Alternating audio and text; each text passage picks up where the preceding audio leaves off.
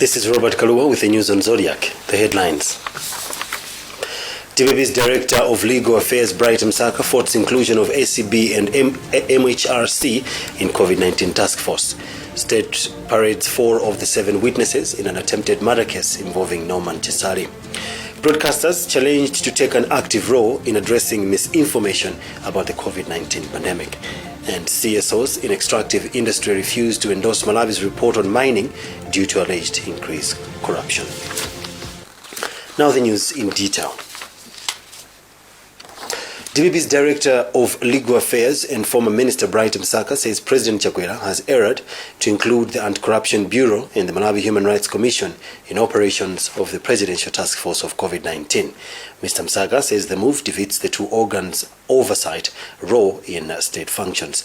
Another legal expert, Crispin Sivande, is of the view that the Office of the President and Cabinet should clarify roles of the two institutions, without which they may not be effective. We've got a report found by Western Guta. Sunday night, President Lazarus Chakwera said the Anti-Corruption Bureau and Malawi Human Rights Commission will be part of the Presidential Task Force on COVID-19 to bolster the committee's accountability challenges. But Democratic Progressive Party DPP legal spokesperson Bright Msaka has faulted the decision, saying it will compromise service delivery of the two institutions. He says it is clear that the president wants to gag the two institutions so that they cannot ably undertake their watchdog roles. In an interview with Zodiak Monday, legal expert Crispin Sivande feels the president and cabinet should clarify roles of the two institutions, and without this, they will be rendered ineffective. You should remember that these two institutions have got a role to play in terms of advising institutions. So particularly when you look at the Anti-Corruption Bureau, it has got the mandate to prevent corruption. So in this case, we have to ask ourselves, and that's why I'm saying we need clarification. Is it the civic education? Is it training the Presidential Task Force on COVID-19? Is it them giving guidance on the proper way of doing things? The decision to make the Anti-Corruption Bureau and Malawi Human Rights Commission party to the Presidential Task Force comes on the heels of massive misuse of COVID-19 funds by some clusters after they failed to account for their allocations. For Zodiac in Lilongwe, this is Western Guta. In the courts, 4 state witnesses have testified in an attempted murder case where Norman Chisali is answering in the High Court in Blantyre. The case, however, did not run short of drama earlier when witness and complainant Sigele Amani told the court that she withdrew the case at police. Chisali, who is former bodyguard of former President Peter Mutharika, is suspected to have shot Aman last year. Happy Germano was at the court and has now sent us this report. 2 witnesses who testified told the High Court that they had taken alcohol at the time of events during the evening of May 20 last year in Blantyre. They were testifying in a case where Norman Chisali, former bodyguard to former President Peter Mutharika, is being accused of attempting to murder Sigele Amani. Monty Fortimoyo and Felix Moses, however, told the court that they have never met the suspect, neither do they know Chisali. Earlier, the court was briefly adjourned after another witness, Amani, surprised the court before testifying when she said she withdrew the case at police last year. Chance Gondwe is representing Chisali in the case. In the sense that the complainant told the court that she's not aware about all this matter. She had withdrawn the criminal proceedings against the accused person, and we had to go for recess so that the state could talk to the witness.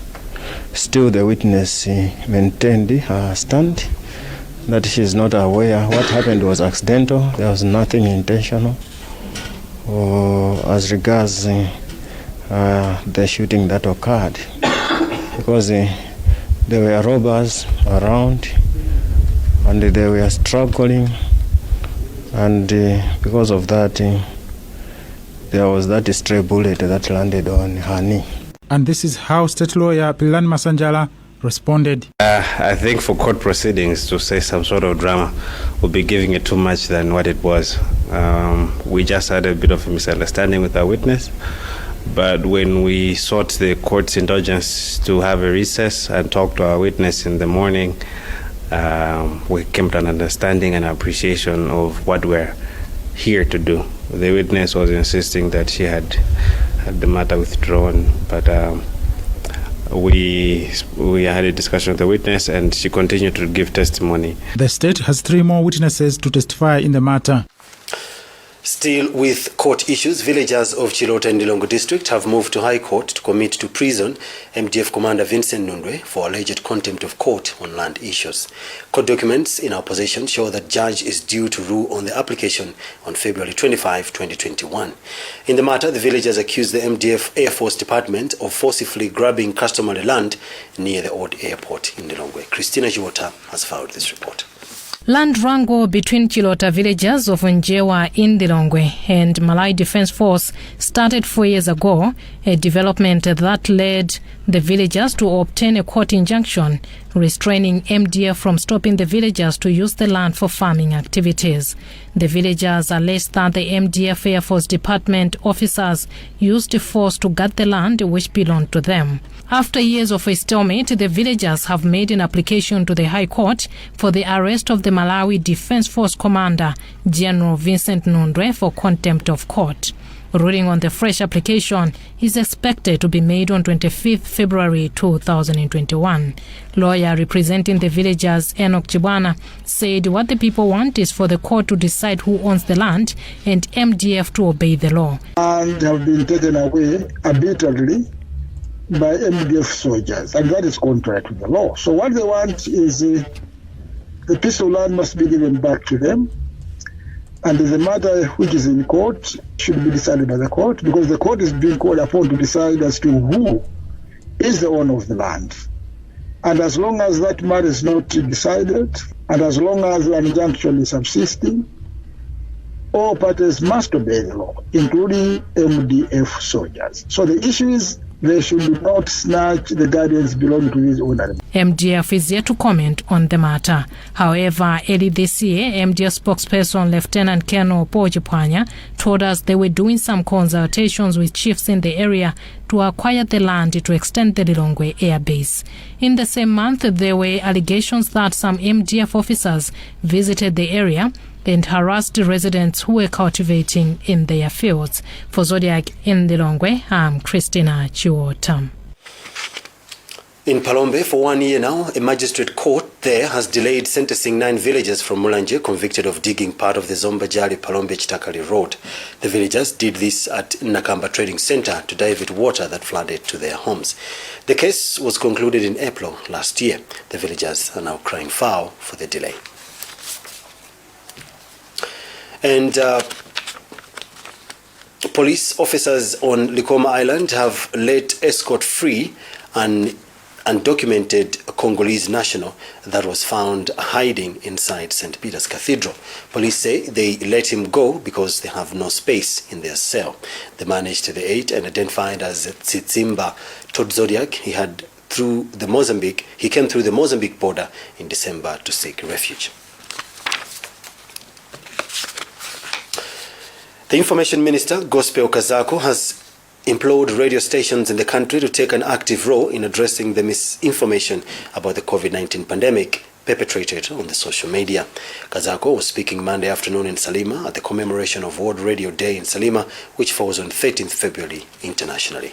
Meanwhile, United Nations Education Scientist and Cultural Organization UNESCO Acting Deputy Executive Secretary David Mulela has hailed broadcasters in the country for the role they continue to play in informing the masses about the COVID-19 pandemic. Joseph Mazizi has filed this report. Minister of Information Gospel Kazako says radio remains the most important source of information to people in the rural areas, hence need to be vigilant in the provision of accurate content about COVID-19. He has since urged broadcasters to produce people-focused content, saying radio stations should also take their role of bridging the information gap. It is a fight that will be won if information is being given to people.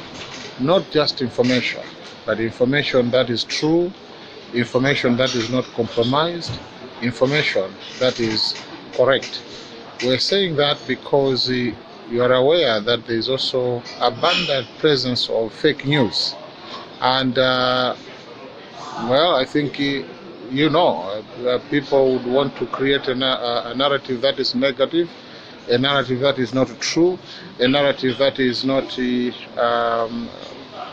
honest at all. So radio stations do come in to try as much as possible to mitigate that pressure, to put the record straight. Board chairman for Malawi Communications Regulatory Authority, MACRA, Dr. Stanley Kaila, has warned that the regulator will punish any radio station found airing misleading information. We need to use the law to regulate the broadcasting industry. In many areas, how they handle content of what is going to be broadcast, and this is an area that we should definitely need to regulate. Meanwhile, UNESCO Acting Deputy Executive Secretary David Mulela has implored Malawi broadcasters to desist from promoting hate speeches, rather help in building national peace in this COVID era.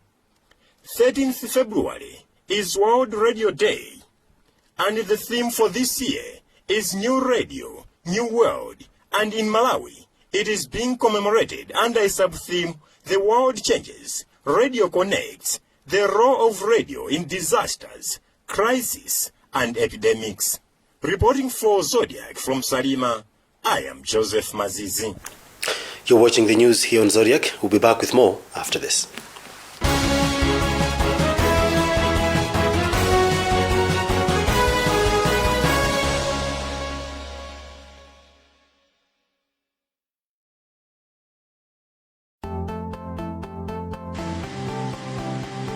Bliss Body Lotion is well refined to give your skin full hydration, leaving you feeling fresh throughout the day. Bliss Body Lotion is a top-range body lotion which contains natural extracts and is found in 3 flavors at a very reasonable price. Bliss Lotion Aloe Vera, Bliss Lotion Instant Hydration, Bliss Lotion for men. Get yourself Bliss Body Lotion today in all leading stores across the country.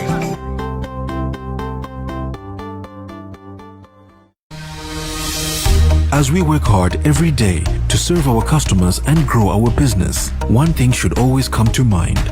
You cannot do business without your customers. COVID-19 is amongst us and is quickly claiming the lives of our loved ones. As part of our corporate social responsibility, we have decided to forgo our part of revenue on Safe Hands Premium Hand Sanitizer to help stop the spread of COVID-19. Safe Hands Premium Hand Sanitizer is now available at Metro, Spar, People's Supermarket in Lilongwe, Blantyre, Zomba, and Mzuzu. Safe Hands Premium Hand Sanitizer comes in 5 liters. Beat the coronavirus. Use Safe Hands Hand Sanitizer. Ethco. That's the spirit.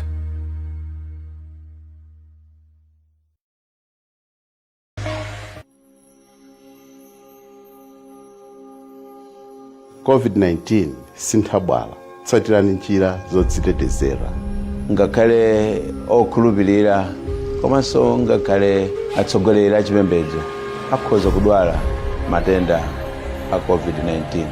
Zitetezeni pamene mukuthandiza odwala COVID-19.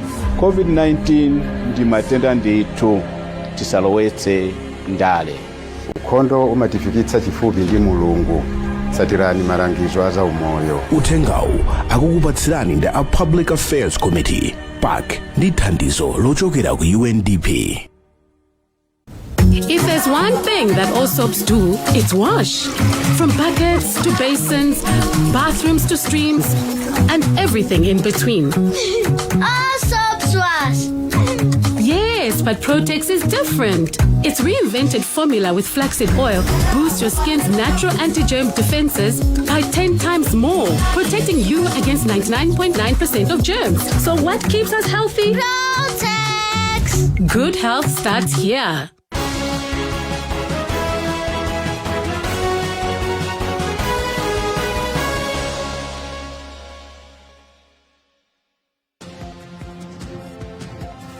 Welcome back. You're with me, Robert Kalua. Before we continue with the news, let's take another look at the headlines. DPP's Director of Legal Affairs, Bright Msaka, fought inclusion of ACB and MHRC in COVID-19 task force. State parades 4 of the 7 witnesses in an attempted murder case involving Norman Chisale. Broadcasters challenged to take an active role in addressing misinformation about the COVID-19 pandemic. And CSOs in extractive industry refused to endorse Malawi's report on mining due to alleged increased corruption. Moving on with the news, Malawi risks being suspended as a member of the Extractive Industry Transparency Initiative after civil society players working in the extractive sector in Malawi refused to endorse the 4th report by the initiative for presentation at an annual meeting this Wednesday. The local CSOs are citing failure by the Minister of Mines to take administrative action against ministry officials accused of corruption involving mining deals. Natural Resources Justice Network chairperson Kosa Muntali told us today the failure by the ministry to clear its image over corruption allegations will likely scare away potential investors. But Principal Secretary in the Ministry of Mining, Dr. Joseph Mkandawire, says the ministry is still waiting for results of the investigation by the Anti-Corruption Bureau. Adam Zundaninga reports.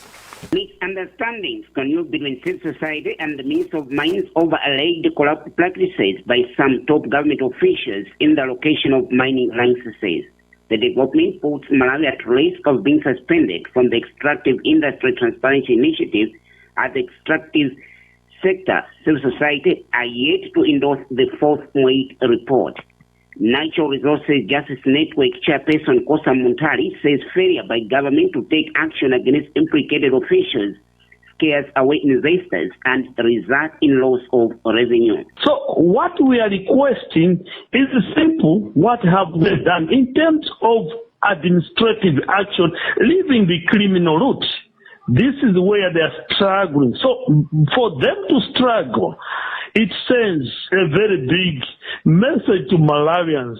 Maybe it's not one individual. It might be a chain. Reacting to the accusations, Mines Principal Secretary Dr. Joseph Mkandawire says the delayed action is because his office awaits results of an ACB investigation into the matter. The government created these institutional bodies like the ACB to be dealing with matters of corruption. And at the moment, the ACB is actively investigating the matter, and they will let the nation at what position they are in terms of investigating the matter. In November last year, during a stakeholder group meeting, civil society organizers working in the extractive mining sector requested the ACB to probe the matter. Reporting for ZBS News, this is Adam Undaning. The Association of Persons with Albinism, APAM, says its members are at a great risk of contracting COVID-19 because of their body anatomy and has since called for material support that will help them fight the pandemic. Acting National Coordinator for the association, Menad Zakaria, made the remarks when the Skin Department at Kamu Central Hospital donated masks, hand sanitizers and hand-washing soap to persons with albinism in Mitundu in the outskirts of Lilongwe. Ahmed Alisopiri was there. Speaking when the Kamuzu Central Hospital Dermatology Department, in conjunction with Tumaini Association, donated masks, hand sanitizers and hand-washing soap to 48 persons with albinism in Mitundu Monday afternoon, Acting National Coordinator for APAM, Menad Zakaria, said their members need this kind of support as they are prone to contracting COVID-19. He expounds why. Persons with albinism, the main challenge is skin cancer, and they need to get assessed. Every time they go to the hospital, they need to get assessed. And the assessment is not done just by looking at them, but touching their skin by the medical personnel. So it could be a risk to both persons with albinism as well as the medical people when they are assessing our members. And tukutatenga nao Mzumara Kafuafua, who is head of dermatology department at Kamuzu Central Hospital, concurred with Zakaria about the risk persons with albinism are at in as far as COVID-19 is concerned. Us, together with the organization named Tumaini, we have come to visit persons with albinism in Mitundu, Area 23, Kabudula, and we're going to go to several other places. We know that we are specialized in taking care of persons with albinism to take care of their skin so that they don't get sunburn and in the end they don't get skin cancers. But we know that we are doing this amidst the pandemic of COVID-19. So they are also at risk of getting COVID-19. So we don't want to take a look at one area and then forget the other one. Almost half of the recipients of the donation were children with albinism. For Zodiak, this is Madalito Piri reporting. Let's now have a look at sports.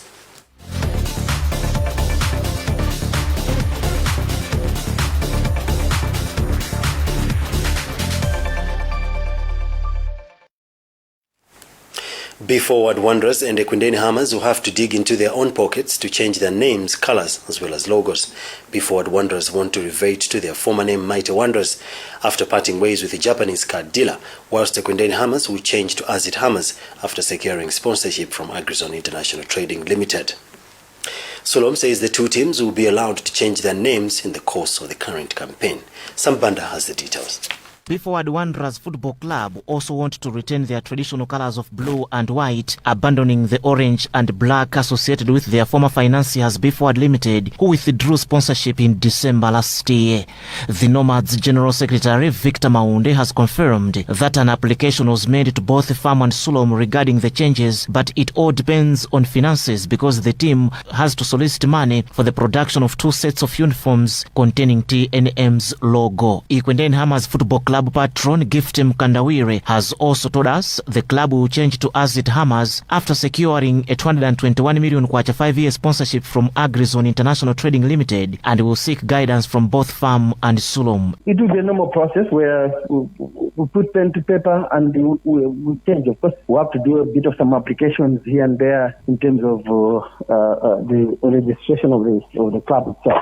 Solom President Tia Somba Banda says the change of the names can be embraced in the course of the season, but the clubs have to meet some conditions in the league runners and TNM's contract. It doesn't necessarily have to be at the end of the season or in the middle of the season, but as long as they have managed to follow the required requirements, and then for us to change a number of things, we have to pay our suppliers or to change a logo for on the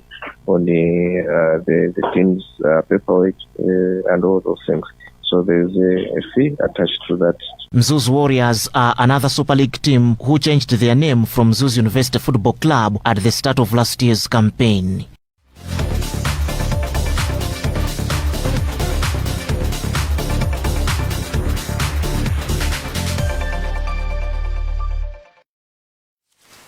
Well, that item brings us to the end of the newscast, but before we go, a recap of the top stories. DBB's Director of Legal Affairs, Bright Msaka, fought inclusion of ACB and MHRC in COVID-19 task force. State parades 4 of the 7 witnesses in an attempted murder case involving Norman Chesale. Broadcasters challenged to take an active role in addressing misinformation about COVID-19 pandemic. And CSOs in extractive industry refused to endorse Malawi's report on mining due to alleged increased corruption. Visit our website, zodiacmalawi.com, for more, and remember to wash your hands regularly with soap to curb the further spread of the coronavirus. My name is Robert Kalua. Thanks for watching.